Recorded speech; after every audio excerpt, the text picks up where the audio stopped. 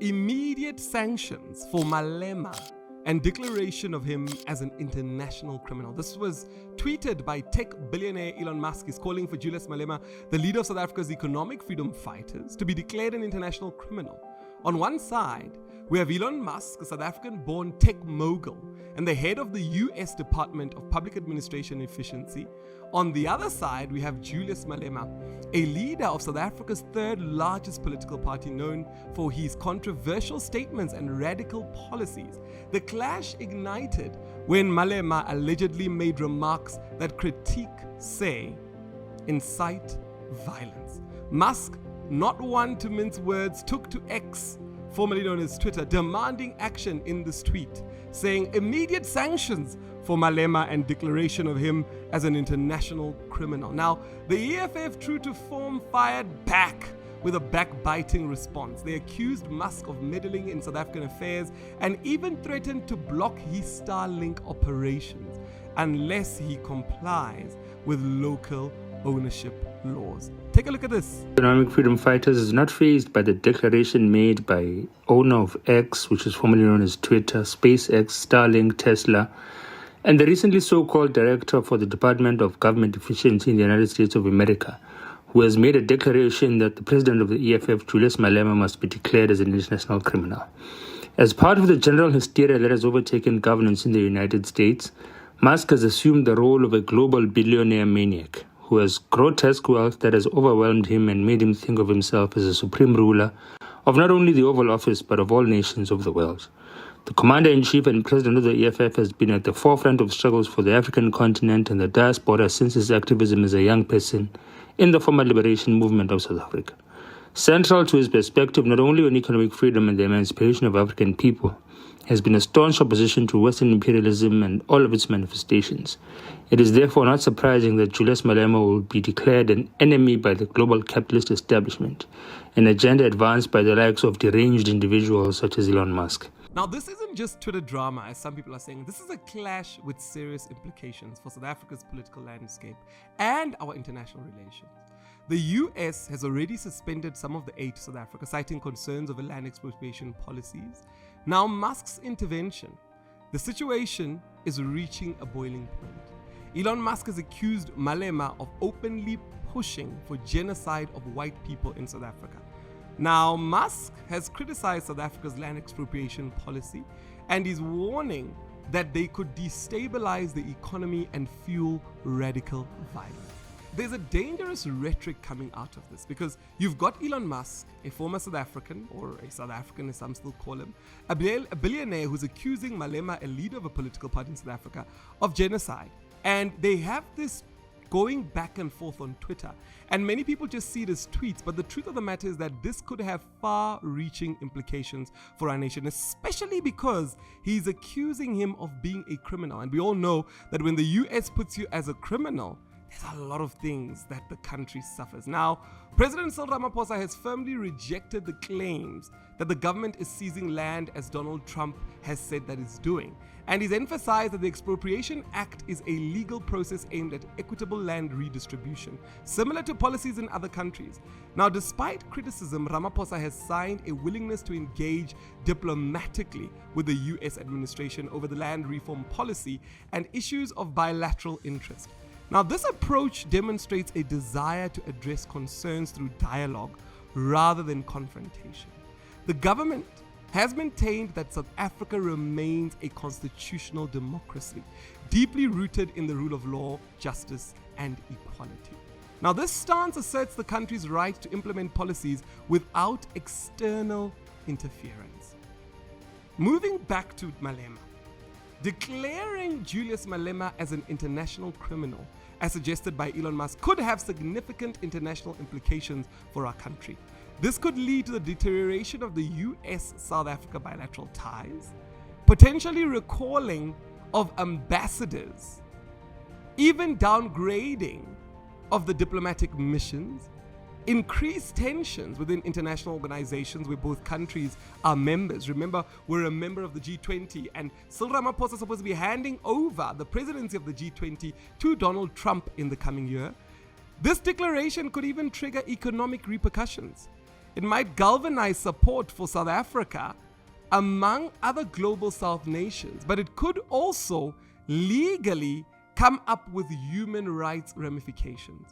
These issues have got significant media attention, and with multiple media outlets talking about them and discussing this topic, it just adds fuel to this fire. Now, the EFF has called for Ramaphosa to strengthen ties with the BRICS partners amid aggression from the US, and they're saying that Donald Trump's administration is pushing Pretoria, or rather the government, back to the people of Palestine after South Africa actually took Israel to the International Court of Justice. Now, as these tensions between Washington and Pretoria spill over, AfriForum, who were people that were against the land expropriation bill, they have announced that all of a sudden in the weekend, they're saying that no, they will not be taking up Donald Trump's offer to host white people as refugees in the US.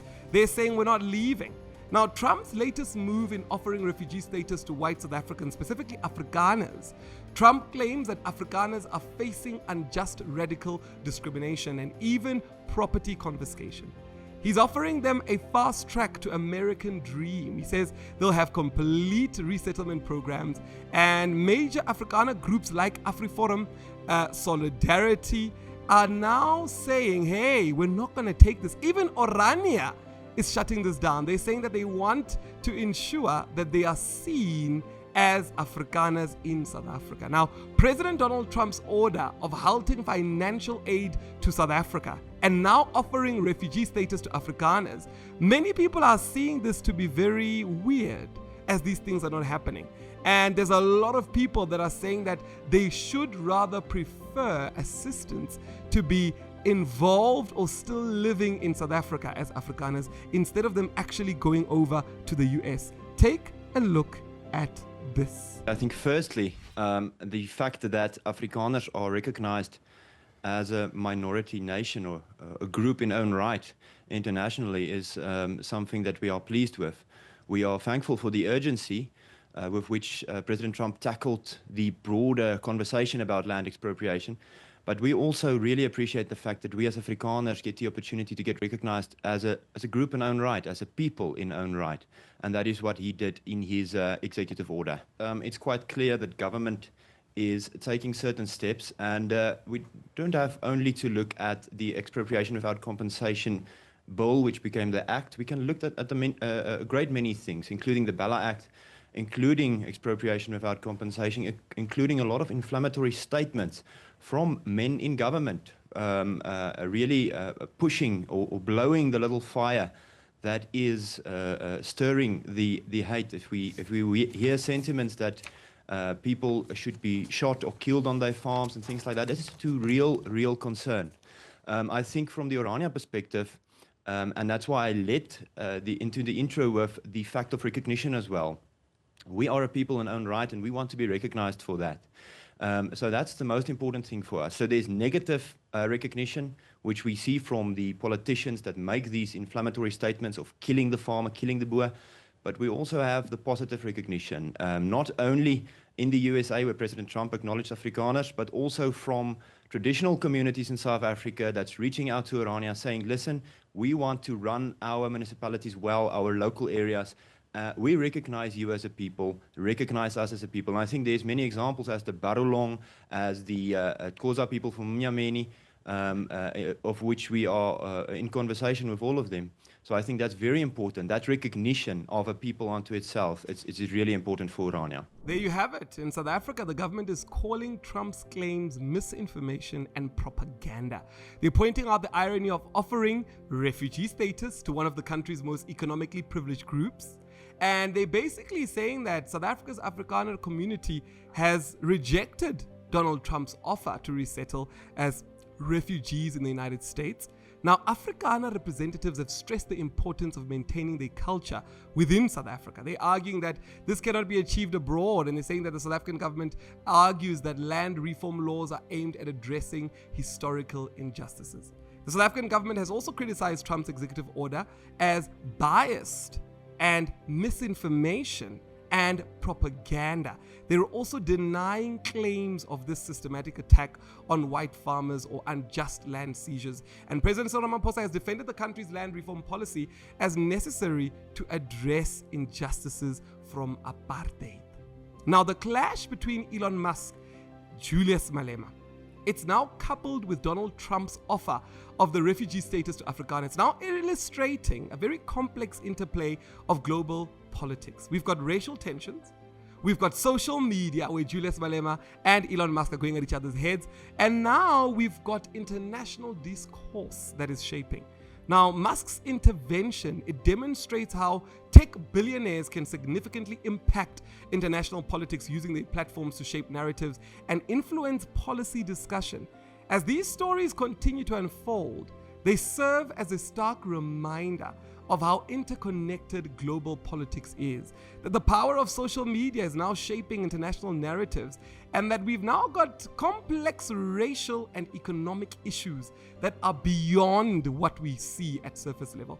That the world is now watching as South Africa navigates these challenges and trying to balance this domestic priority and international perception and these interventions that we're seeing. I want to know from you, what are your thoughts? I think for me, my biggest concern is when the US has got a target for a country, and they've done this in the past to Afghanistan, they've done this in the past to many other countries, they tend to destroy the country financially or economically.